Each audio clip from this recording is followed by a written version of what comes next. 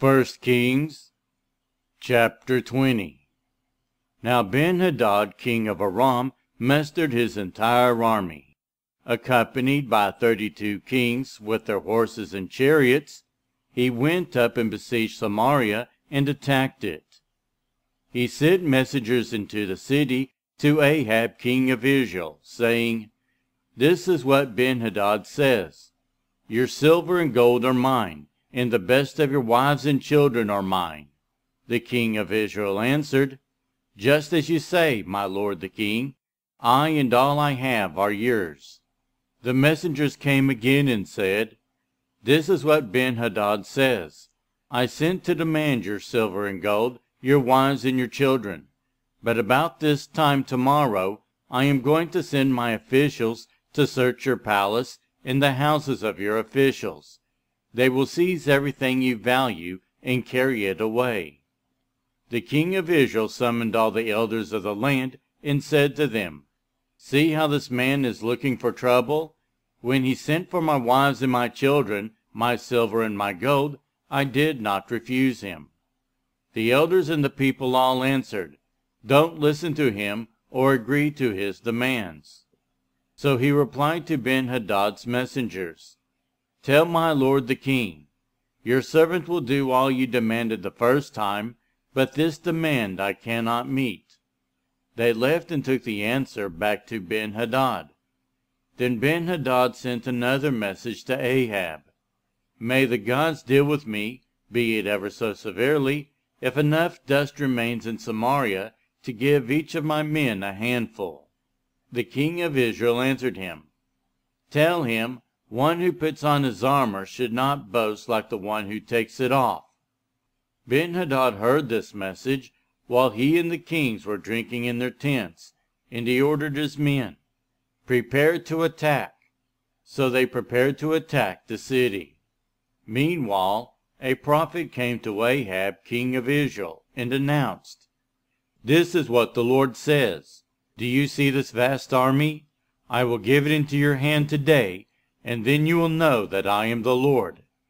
"But who will do this?" asked Ahab.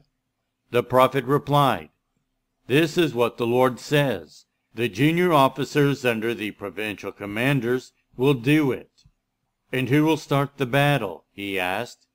The prophet answered, "You will." So Ahab summoned the 232 junior officers under the provincial commanders. Then he assembled the rest of the Israelites, 7,000 in all. They set out at noon, while Ben-Hadad and the 32 kings allied with him were in their tents getting drunk. The junior officers under the provincial commanders went out first. Now Ben-Hadad had dispatched scouts who reported, "Men are advancing from Samaria." He said, "If they have come out for peace, take them alive. If they come out for war, take them alive." The junior officers under the provincial commanders marched out of the city with the army behind them, and each one struck down his opponent. At that, the Arameans fled, with the Israelites in pursuit. But Ben-Hadad king of Aram escaped on horseback with some of his horsemen. The king of Israel advanced and overpowered the horses and chariots, and inflicted heavy losses on the Arameans. Afterward, the prophet came to the king of Israel and said, "Strengthen your position and see what must be done, because next spring the king of Aram will attack you again." Meanwhile, the officials of the king of Aram advised him, "Their gods are the gods of the hills. That is why they were too strong for us. But if we fight them on the plains, surely we will be stronger than they. Do this: remove all the kings from their commands and replace them with other officers.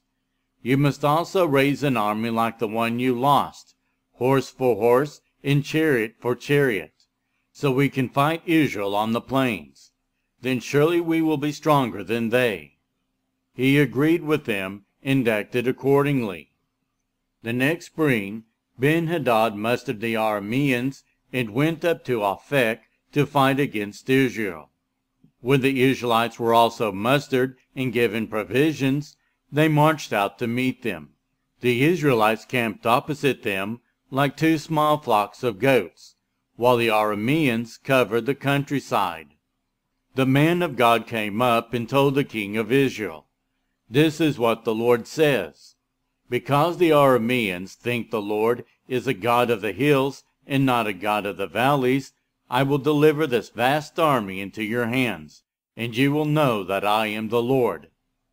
For 7 days they camped opposite each other, and on the 7th day the battle was joined.